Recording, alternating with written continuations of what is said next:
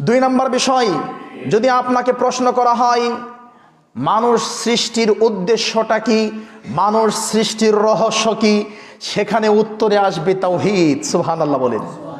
কোরআনুল কারীম পারা নম্বর 27, পৃষ্ঠা নম্বর 2, লাইন নম্বর 5, সূরা আয-যারিয়াত আয়াত নাম্বার 56, অর্থাৎ আয়াত নাম্বার 56 নম্বর আয়াত।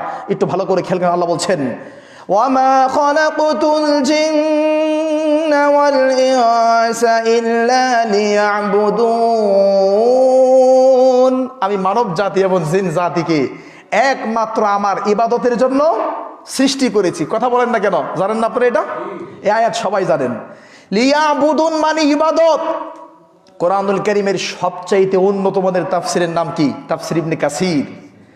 আল্লাহর নবী মুহাম্মদ সাল্লাল্লাহু আলাইহি সাল্লামের চাচাতো ভাই, সবচাইতে বড় মুফাসসির কে? আব্দুল্লাহ বিন আব্বাস।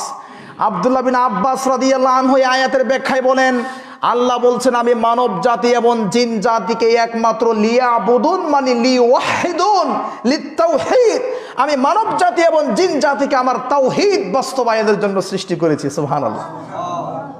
তাহলে মজার বিষয়, পৃথিবীতে আসার আগেও তাওহীদ, মানব জাতির সৃষ্টির রহস্য তাওহীদ। এবার 3 নাম্বার, যদি আপনাকে বলা হয় যে আল্লাহ তোমাকে কি দিয়ে পাঠাইছেন, উত্তর হলো আল্লাহ তোমাকে তাওহীদ দিয়ে পাঠাইছেন। সুবহানাল্লাহ। দলিল সহিহ বুখারীর হাদিস, রাসূল সাল্লাল্লাহু আলাইহি ওয়াসাল্লাম বলছেন কুল্লু মাউলুদিন ইউলাদু আলাল ফিতরা, পৃথিবীর সব মানুষকে আল্লাহ তাওহীদ দিয়ে পাঠাইছেন। সুবহানাল্লাহ।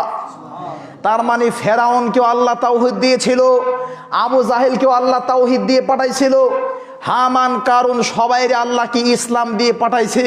কিন্তু ভেজালটা কোথায়?